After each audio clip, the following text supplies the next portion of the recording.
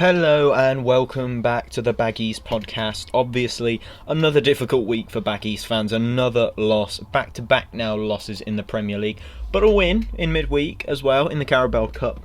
Obviously, a very disappointing loss yesterday, 5-2 against Everton, which we're going to unpick in this episode of the Baggies Podcast. It's actually episode 10, so a nice landmark there. However, it's episode 11 technically, but that story of the season didn't really count as an episode. But make sure that if you are enjoying this series, go and follow us on Twitter at the Baggies Pod. We're now posting some transfer news, only from reliable sources. We only like to do that here on the Baggies Podcast, but hopefully plenty of reliable sources that you guys can get your transfer news from in the remaining few weeks of the window. But make sure if you enjoy it, make sure you go and follow me on Twitter and drop a follow on Spotify and Apple Podcasts. We're going to unpick that loss against Everton. We're also going to go through the win against Harrogate in midweek, and you guys have been getting in touch with your thoughts on yesterday's game. So without further ado, let's kick on, let's roll on with episode 10 of the Baggies Podcast. Let's go. The Baggies Podcast on YouTube, giving you the latest news, views and opinions on all things Albion. Join me every week for a new episode of the Baggies Podcast, available on Apple Podcasts, Spotify and YouTube. So I guess the best logical place to start was the victory in midweek against League 2 debutants Harrogate Town. We played well. We won 3-0 in the end, obviously. Well, in the second half, not so much the first half. The first half, we did find ourselves 2-0 up going into the break, thanks to two fantastic finishes from Raheem Harper and Harold McConnell, both reasonably similar in taking, not where they went in the net, but obviously Raheem Harper turned and shot and it went straight in the bottom corner. Harold McConnell turned and shot and it curled into the top right corner. So both fantastic goals from both those players. Raheem Harper obviously being given the start. We'll go through the lineup in a minute. It was a fairly changed lineup. There were 10 changes from the game at Leicester, but we did play all right in the second half. I guess we weren't going full throttle at all, but I suppose there were areas to improve on. And then second half we managed to pick up another goal thanks to Callum Robinson, who had scored just a tap in. A beautiful piece of skill by Carl Edwards by the corner flag to get that goal in, and it was a fantastic performance from West Brom in the end. We were actually dominated a little bit in possession by Harrogate in that first half, but we were just pretty content to sit back and just soak up a lot of pressure and then hit on the break. Harrogate obviously were trying to take the game to us. They're not of our standard. They're a good little side. They've got some really hard working players. If I was to note one down, it would be Josh Folkingham in the midfield. I'm not sure if you'll remember him, but he was the lad with he was quite short, but he had the little shirt tucked in, quite low socks. I think he's the captain as well, but he was playing really well in that game. He was sort of charging around the midfield, doing a lot of work for his team. So if I were to give a shout out to any of the players, it would be him. It was a professional performance from Albion. A bit lackadaisical at times. Cedric Kitpray and David Button both made debuts. David Button looked really good for me. David Button came out, commanded his area quite well, which is something that I'd say we don't see very much anymore with Sam Johnson in goal. It's not a dig at him. That's not having a go. It's just not something that he does very often. It is worrying sign, but it's not something that he does very often. But it was nice to see David Button come out. He was doing a lot of talking to the defenders, getting them organised. He had quite a young back line in front of him. A young pair of centre backs in front of him, with Dara O'Shea at 21 and Cedric Kitpray at 23. Cedric Kitpray also making his debut. For me, not as good as Button in my opinion, but still a decent performance for me. Worked quite hard. It was quite dominant in the air when playing against I think it was is it Mark Beck that's the really tall, or was it Aaron Martin? I can't remember which one was the really tall lad up front. I like to just peel around to the back post. Peltier also starting at right back, being given a year's contract extension. Not really much to say on him if I'm being completely wholeheartedly honest. Connor Townsend, an alright game from him. Perhaps a bit casual at times. Sam Field for me in the midfield played as well. He was fantastic for me. I can't. He did get a few minutes against Everton, but I can't see how he didn't start the game against Everton. And I really hope he does start against Chelsea next week. But he was really good. He tidied the ball up perfectly, strong in the tackle. Did get booked, which I thought was a bit of an odd decision for him to just go charging in like that. But 16 minutes played in the Premier League now for him this season. Yeah, I'd like to see him get more action against Everton. Carl Edwards, also another good shout for me. Played really well. Nice bit of skill to set Robinson up for that third goal. Yes, Kamil Grosicki, Charlie Austin and Hal Robson-Kanu, probably I expected a bit more from Kamil Grosicki in particular. I think we're now open to selling Charlie Austin. We're just trying to salvage some funds, I think, just to get Grant in the door, or another striker, or whoever we're going for. We're just trying to get the funds through to get us through there. I'd have liked to have seen Jamie Sewell come on, perhaps instead of somebody like Sawyers came on late on in the game. I just don't see the point in bringing on Sawyers. He wasn't very good in the week against Leicester City. In all fairness, wasn't very good against Everton this week either. But yeah, a professional performance in the end from West Brom, getting the job done. Yeah, we had some chances, a few misses from Charlie Austin and Matt Phillips, but apart from that, professional performance from the Albion and a 3-0 win, and we are going to play Brentford in the next round after they beat Southampton 2-0. So Brentford finally getting that another Premier League away day in, which of course they so desperately lust for. But yeah, a professional performance in the end from the Albion and a 3-0 victory. Can't really complain. However, I would have liked to see some more young players such as Jamie Sewell, perhaps even Sol Shotton getting a little shot. No pun intended. But yeah, I'd like to see that. But obviously, good game in the end, and well played West Bromwich Albion in a professional 3-0 victory against Harrogate Town. And then if we move on to Thursday evening, we brought in a new signing. Wow, yes, surprise. A new signing in the shape of Conor Gallagher on loan from Chelsea, which obviously was a fantastic signing. We were really lacking the legs in midfield against Leicester. Perhaps we were really lacking the legs, and this man is going to come in on loan. I mean, it's on loan, so he's only going to be here for a season. It's a season-long loan, but he's going to come in and change the game for West Brom in midfield. He is a good player. Played really well for both Charlton and Swansea last season.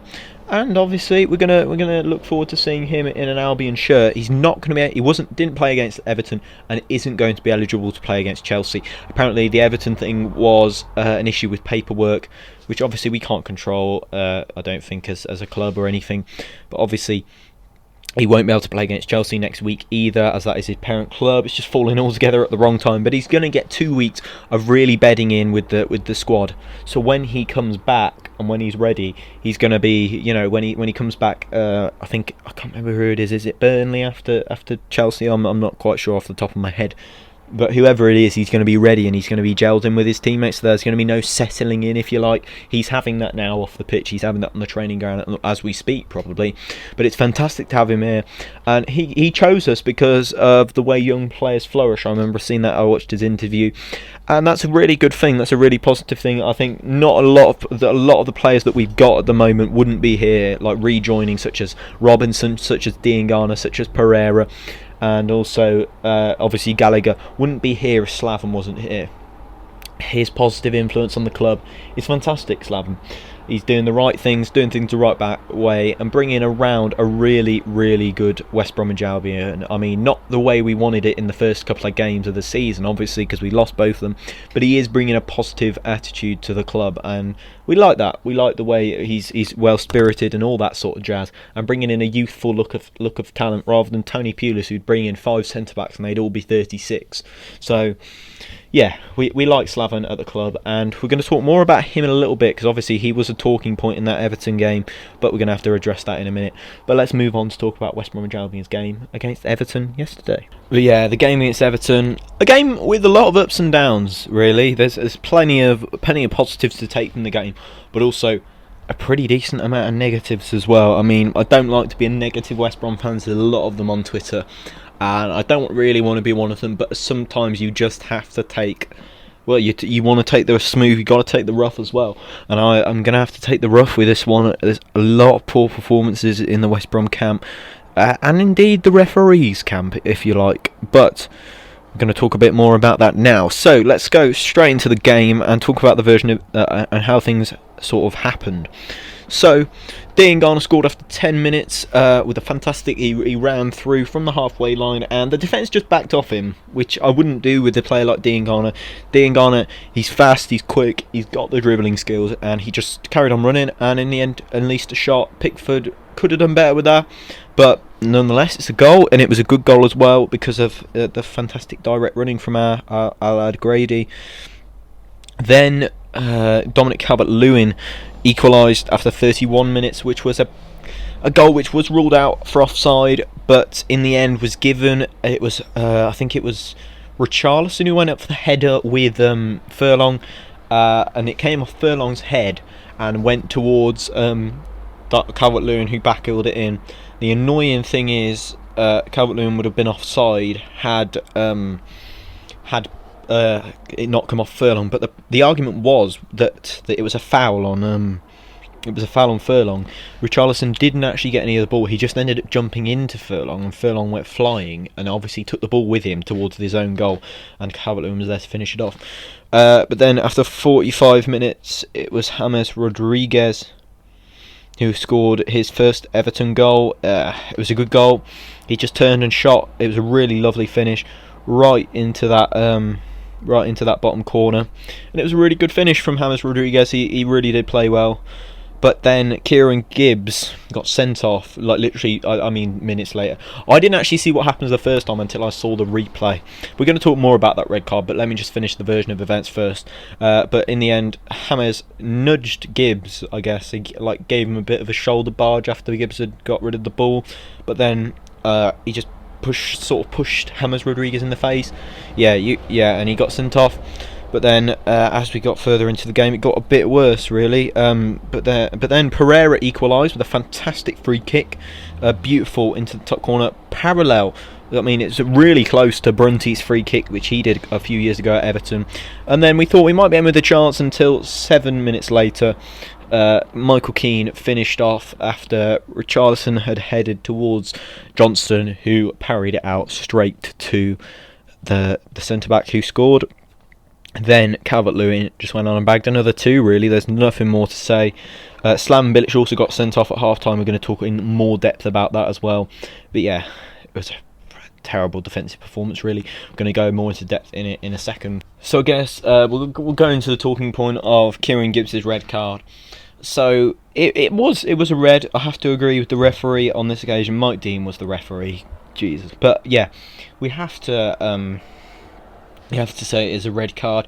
James Rodriguez had given him a little bit off the ball. I think Gibbs played the ball, and then Rodriguez sort of came in and shoulder barged him after the ball had gone. Seriously, a player as experienced as Kieran Gibbs is, and he is really experienced. Just pushed him in the face. I mean, James Rodriguez went down like a sack of potatoes, made the most out of it. But you have to say, if the shoe was on the other foot, and it was Pereira who had gone down like that, we'd expect him to make the most of it, and we probably wouldn't complain if it was in our position. But yeah, it was a poor decision from Kieran Gibbs. Let the team down for me. Really did let the team down. Not good enough from him. I was really disappointed in such an experienced player as well. Yeah, he has come out on social media and apologised, which I will read out for you in just a second. If I can just get it up and find it for you, I will read it out for you. So here we go. Here it is. He goes, "I take full responsibility for today's game. I let the team and supporters down with a moment of stupidity. I have always tried to play the game fairly and will make sure I keep discipline when provoked. I should not have reacted, and for that I apologise." Yeah, it was just silly. It's just silly. Yeah, we need Kieran Gibbs. I mean, he's just one of those players where when he plays, he's really good. When he doesn't play, he just spends too much time off the pitch. Like, he spends too much time injured, too much time on the injury table. Now he's suspended. Just not what we need. That's a 3-game ban for him as well, so it's not the sort of thing we need. But Townsend gives him a chance on the Premier League stage to come and prove himself. Proved himself as a decent Championship defender last year. So it's time for him to come up and step up for me. So hopefully Townsend will do a good job when called upon in this game against Chelsea. I'd assume he's playing unless they decide to play Dara at left back or something, but we'll see. But hopefully yeah, Gibbs will be back as soon as possible, and it's good to see him apologise. Takes a bigger man to apologise, and he has. Whether that was pressed by the PR team of West Bromwich Albion, we don't know. I can only assume it was, but he's still come out and apologised for that. Fair play. But however, he did let the team down yesterday, and I'm really disappointed in him. The next thing I have to talk about, which was minutes later, which was Slaven Bilic's red card. And you guys have been getting in touch about both these red cards. I suppose before I start talking about that, I should read out your responses to Kieran Gibbs' red card. A friend of the podcast, Tim, has said Gibbs was obviously a red card, he says. So yeah, obviously for me a red card as well. It's just in the modern game you can't do things like that. C. Hawthorns has said that Gibbs completely deserved it. Schoolboy actions for a player of his experience and ability. Yeah, absolutely. Schoolboy actions for me. It's silly for such an experienced player as well. He's been around the, he's made England caps. He's been around the, probably, I think he's about 30, is he? But he's been playing Premier League football for quite a while now. He should know exactly what sort of stuff would get you sent off. And that is exactly what it is. That will get you sent off in seconds, that does, and it did. Just straight away, no decision about it really, no deliberation. But Paul Garbett says both red cards were deserved, and Baggy Fan 19 says that Gibbs is experienced enough, should have known better. And he doesn't understand why Hammers wasn't booked for his part. He could have said something there, Hammers. I don't like to point the finger when there's not really anything to point, but it could have been provoking. I mean, yeah, he was provoked, Kieran Gibbs. Obviously, you don't know what he said. You don't know, he could have said something, I don't know, quite harsh, which could have provoked Kieran Gibbs. Still, you've got to keep your cool.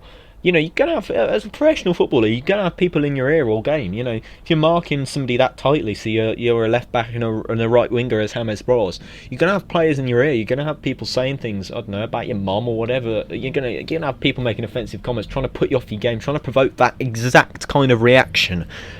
And if you give into it like that, it's just silly from Kieran Gibbs. It's just really, not like him at all to do something like that. So really disappointed in Kieran Gibbs for that. But now on to Slaven Bilic's red card. So if you want me to get this transcript up, I'm going to do that. So if you didn't know, Slaven Bilic was sent off for trying to, I wouldn't say argue, but try and get the referee to explain his decision for the red card on Kieran Gibbs, and also the goal, the first goal, which was chalked off for offside, but he thought it was a foul. So let's see what he said. So here it is. The full transcript was, so Bilic comes on the pitch at half time as he's going Bilic, the dressing room is on the other side of the ground to the players' tunnel, which Mike Dean is about to go through, and Slaven Bilic is coming the other way to go through the tunnel on the opposite side of the ground, because that's where the dressing rooms are now due to the COVID protocols. And this is what Slaven Bilic said: check the foul, and the red card. Mike Dean goes, go away, you go away. So Slaven Bilic says, so I can't talk to you, next time kill us, now it's done, you could also kill us. So that is the transcript of what he said, but nothing else, and the red card came out. So yeah, it's a really difficult one to analyse. I don't think he deserved to be sent off. I have to defend Slaven Bilic's actions, as that is not enough to get sent off as a manager. He didn't swear, he wasn't abusive, he was waggling his finger a bit, maybe that came across as aggressive. I don't know, it wouldn't come across aggressive if I was a referee, if he's waggling his finger or pointing aggressively. Yeah, it's the fine line between aggression and passion. I thought it was passionate from Slaven Bilic. I think he really did care about the decisions, and he felt that his team could have been in the lead by half time if that wasn't the case. Yeah, it's good to see passion as a leader, as Chris C. Hawthorne says, but you have to set some example. Yeah, Mike Dean is one of those referees. He likes the attention to himself. Hopefully, you'd hope that referees just don't get involved and they're not the centre of attention. But Mike Dean likes to be. Slaven Bilic, he was right to question the decisions. He's well within his rights to have a word with the referee. Apparently, you're not allowed to go across the pitch. You're not allowed to enter the field of play. But if Klopp does that all the time, I've seen Jurgen Klopp do it countless occasions, and he really looks angry when he does it. So where's his red cards? It's just a lack of consistency. If a bigger club did that, it wouldn't be a red card, let's face it. But Mike Dean, wanting the centre of attention on him. But Bilic should have been wiser to it. He should have thought, who's the ref today, Bilic? Bilic should have thought, who's the ref? It's Mike Dean. If I go on the pitch and start waggling my finger at him, he's going to send me off. he's just going to produce. He knows the cameras are next to us, so he's going to produce a rash decision, and he did. Slaven, in all of his years of experience, should know exactly what Mike Dean is about. He doesn't need any excuse to be given that platform to be the centre of attention, and Slaven Bilic gave it to me. In my opinion, he should just be a bit wiser about that. Absolutely right from Tim there. He's just told. He's put about Bilic approaches the ref aggressively, wags finger, doesn't leave when told. When he says when the whistle goes for half time, he should be focused on getting into the dressing room to galvanise the lads. Headbutt out of the game. Passion is not an excuse. When you control your emotions and keep focused, you are more successful and equally as passionate. Difference between children and adults. Yeah, it's fair. He had to. I know. I love Bilic's passion. I love how much he's in love with the club and the way he set this team up. But surely you have to be a bit more intelligent than that. You have to think, my team's losing here, but the game's not gone. I mean, I know we've got a man down, but surely a manager down as well is going to really jeopardise the team, and it did. We ended up conceding another 3 goals. Yeah, we scored 1, but we conceded another 3 in that second half, and the last 3 goals were stupid. They're absolutely silly to concede. But if you think about, you just have to be really, really careful when you're Slaven Bilic with the ref like Mike Dean, who's just got that tendency to produce rash decisions. He's not the best ref. He's a bit of a bellend, if I want to use an expletive here. He just wants the attention on him. So if you're Slaven Bilic, you have to be wiser to that. In all his years of experience, he should know not to go at that. Bilic, it shouldn't have been a red card, but he's given it, and Slaven should have been a bit wiser to it. Yeah, he should have applied common sense. Paul Garb said he should have applied some common sense. Mike Dean always wants to be in the spotlight. It's exactly what I've said, really. I agree with that wholeheartedly. He should know. He should know exactly what he's about, and Bilic is silly. You can't do that. I mean, you can do it, but I've seen bigger managers not be sent off for that. But Mike Dean, you just don't bother with him. He's not going to change his mind. It's just wasting your breath on a ref like that. So no, Bilic, silly decision from him to go on the pitch. He shouldn't have been sent off, but no, silly decision to do that in the first place. But let's move on. But that wasn't the only thing that lost us the game. Obviously, Gibbs having 10 minutes on the field against a good Everton side, but we did have chances in that first half. We were really good in that first half. But it's going to be really hard to beat a team like that. We've got to talk about some of the poor defending. Set pieces, the organisation was absolutely stupid. It was just non-existent. There was no organisation in that penalty area for the corner from Michael Keane, or the goal from Calvert-Lewin. I think it was his 3rd goal, his hat-trick after 66 minutes. There was just no organisation from the defence.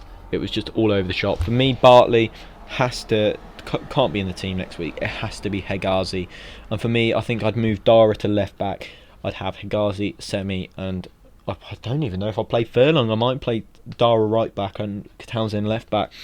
And I wouldn't be playing Sawyers in that game against Chelsea. I would not be playing Sawyers. I'd be playing Sam Field. And I'd use the extra man to put Pereira in the 10 role.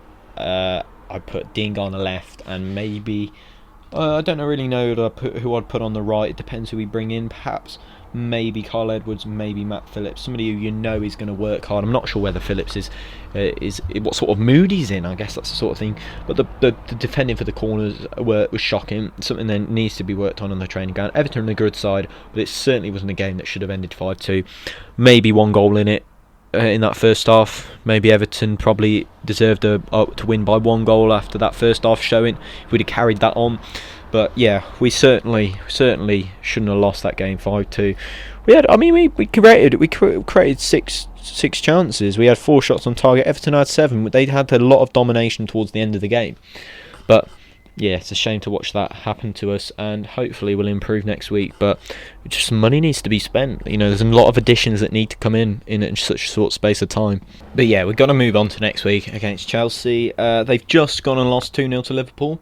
Kepa having another shocker. Not sure why he's still in goal for Chelsea, but they look to be bringing in the Mendy from, is it Lille or Nice or somewhere like that? I'm not 100% sure, but they look to be bringing in somebody like that.